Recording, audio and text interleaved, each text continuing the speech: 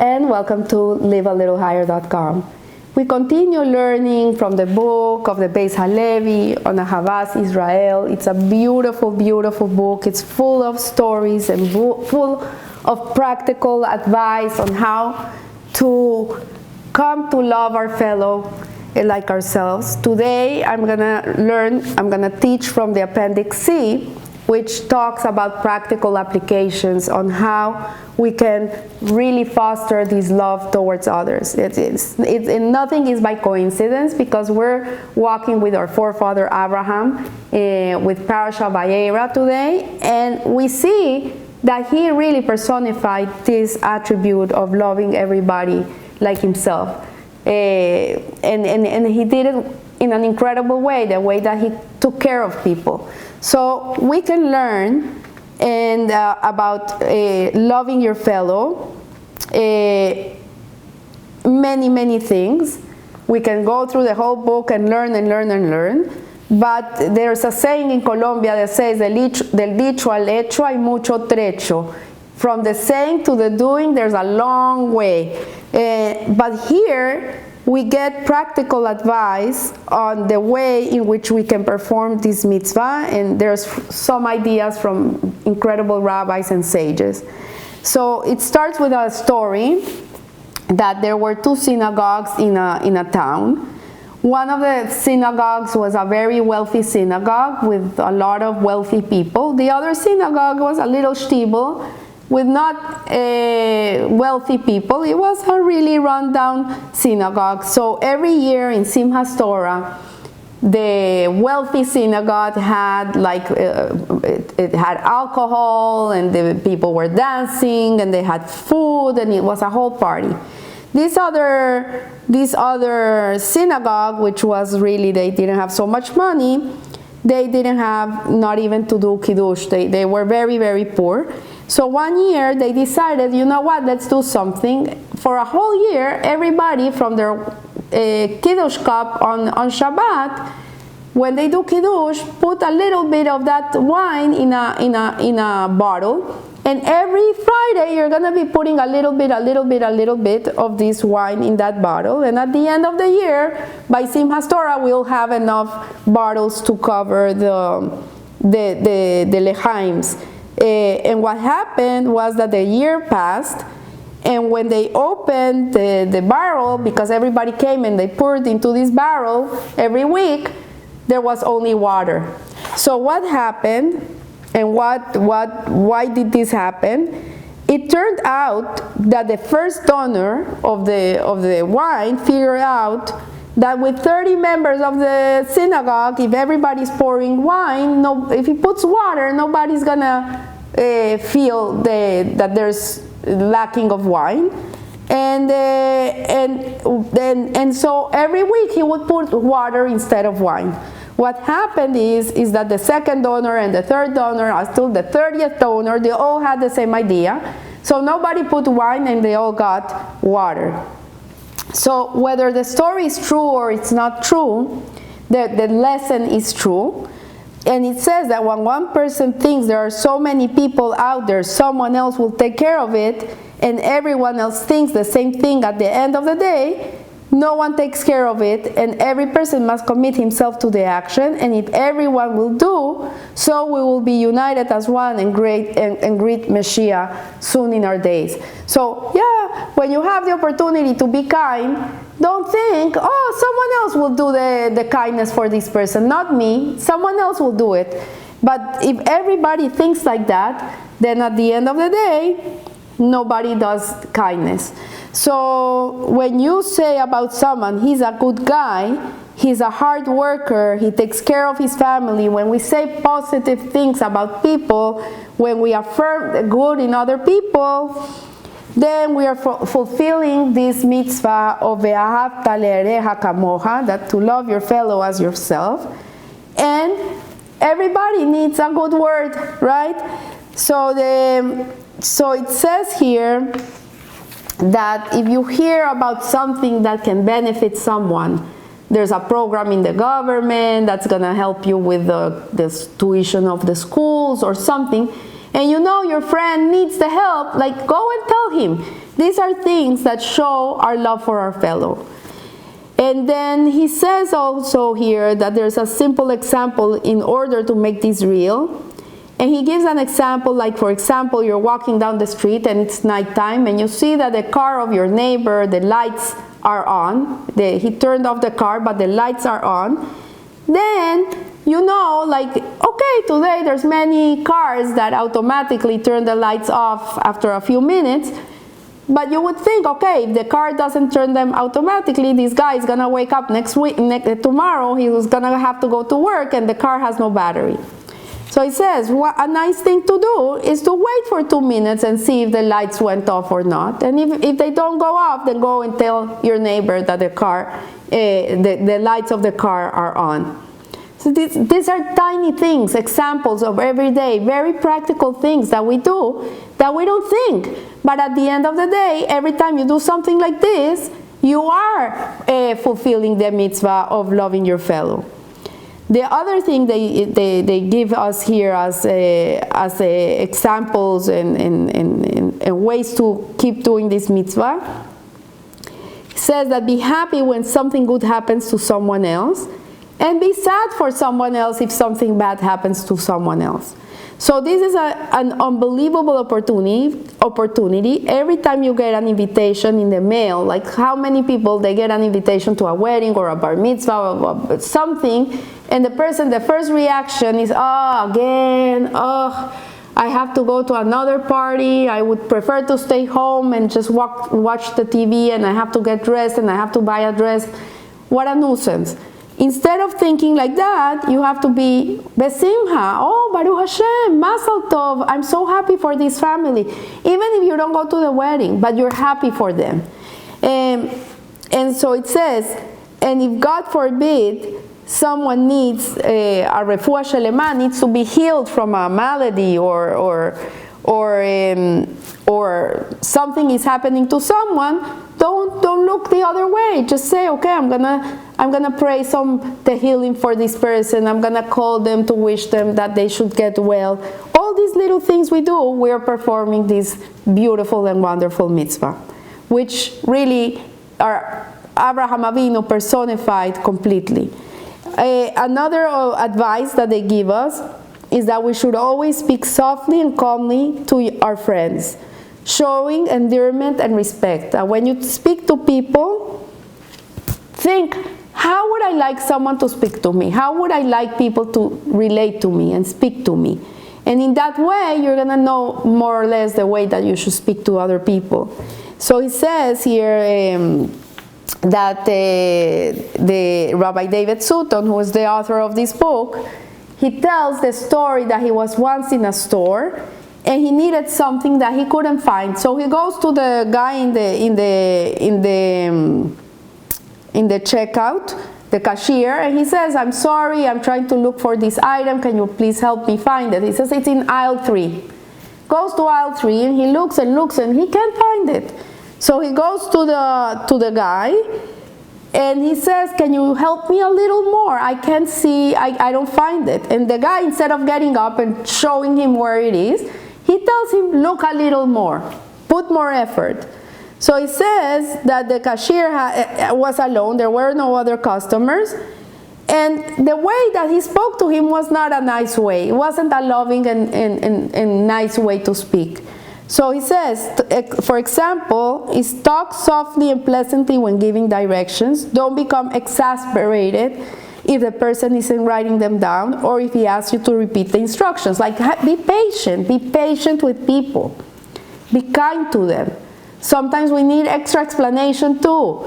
So then it comes to give us other ideas.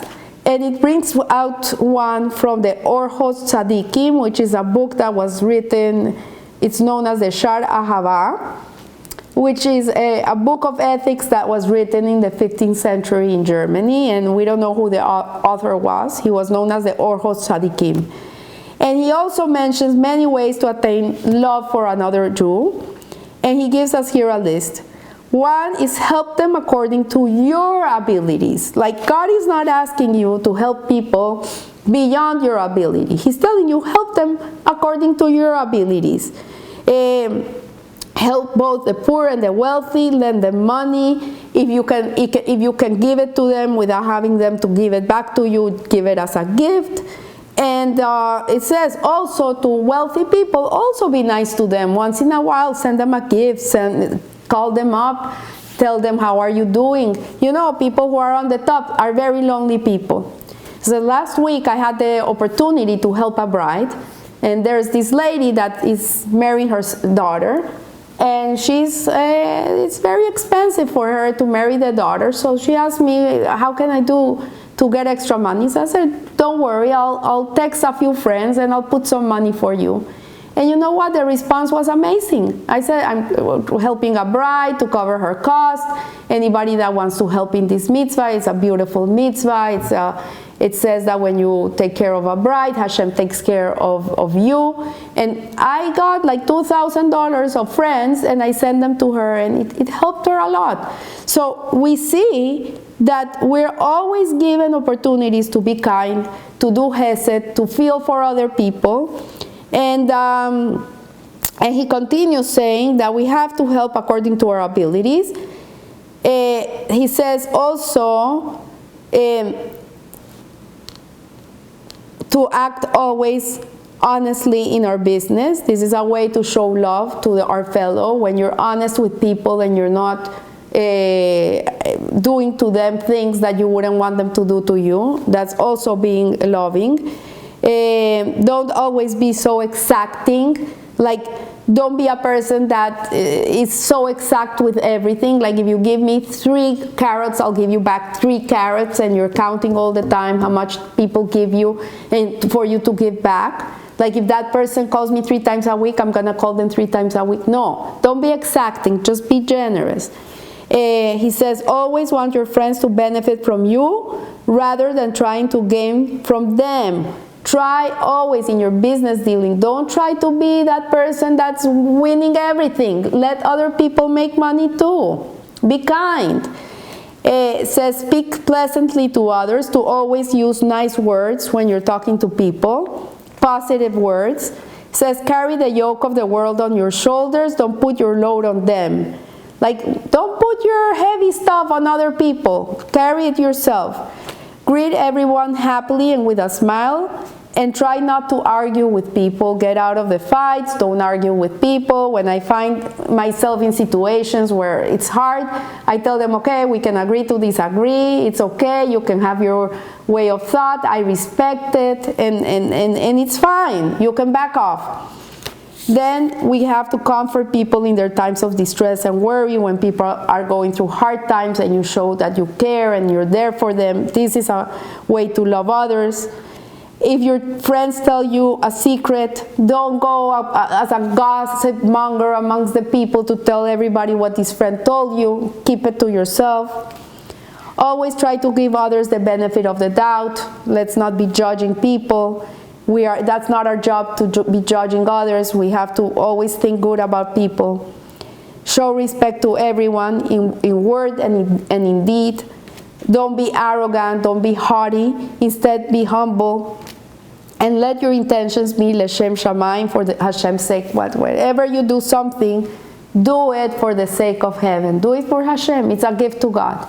And then the last but not least, because there's many other, but I'm going to finish with this one. It says that one of the blessings that Yaakov Avinu, our forefather, gave Yehuda, his son, when he was going to die, he said to him, he gave him a blessing that his teeth should always be white as milk. And Rashi explains that what he meant was that his flocks would produce a lot of milk.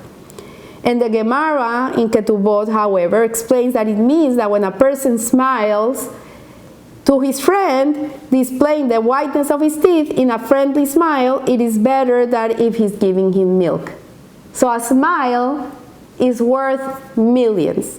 So this means that even if a person can't give because he doesn't have money or he can't give anything, then at least a smile is to help someone get out of their sadness.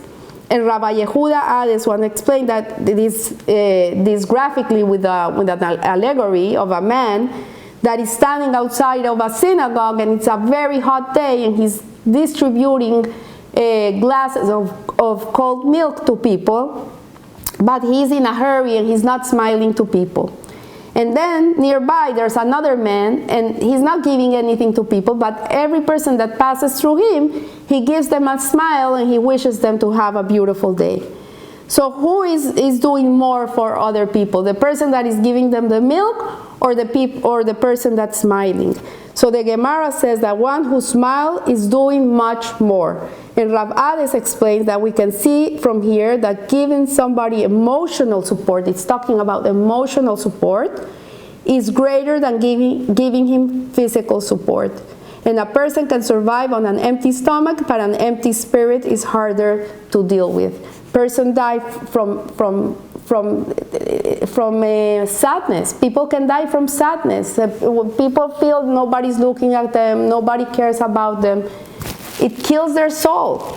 I read a story many years ago from the Reader's Digest of a man that was very depressed, and he went on a bus, and he was gonna go to the Golden Gate Bridge in San Francisco, and he was gonna kill himself.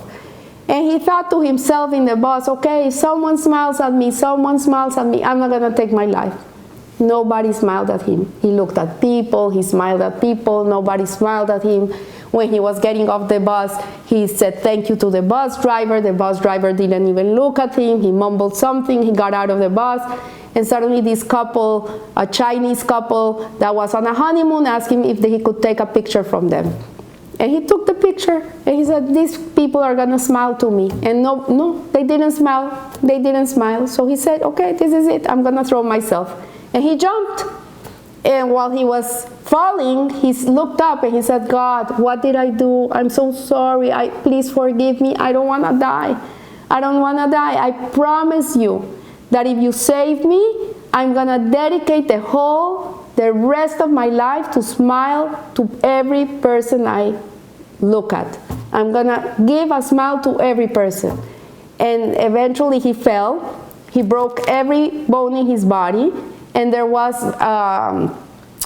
these big seals that came under him, and they went under him so he would float. And eventually this helicopter came and saved him. And from then on, he always make it a point to smile to others. So he was not so depressed, thinking on how sad he is. He was very busy making other people happy. And the truth is that when you smile, you secrete happy hormones, and you feel better about yourself. So a smile is something that it's very important to smile. There's people who always look in the mirror and they look at themselves and they smile, because when you look at a smile, it also makes you smile. So interestingly, the Chofetz Chaim reads it as a little differently here. And he says, greater is the man who makes his friend teeth white by giving him reasons to smile, than the one who gives him a drink of milk. Whether it's you smiling or you are making your friend smile, the lesson is the same. Emotional support is greater than physical support. A smile can go a long way.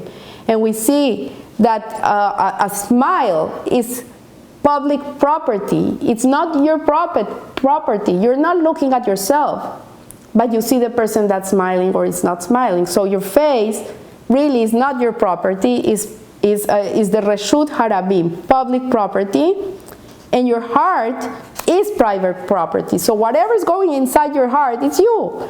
But your smile, you cannot not smile. So it says, look in the mirror and smile until you see a smile that you want to use in greeting people. A smile doesn't cost any money, and it doesn't take any time, but with it you can accomplish wonders. So I want to leave you here. I want to wish you a blessed week, that, as Rebbetzin Esther John Grice of blessed memory, she used to say that if you don't have a reason to smile, smile anyways, because when you smile for no reason, God will give you a reason to smile.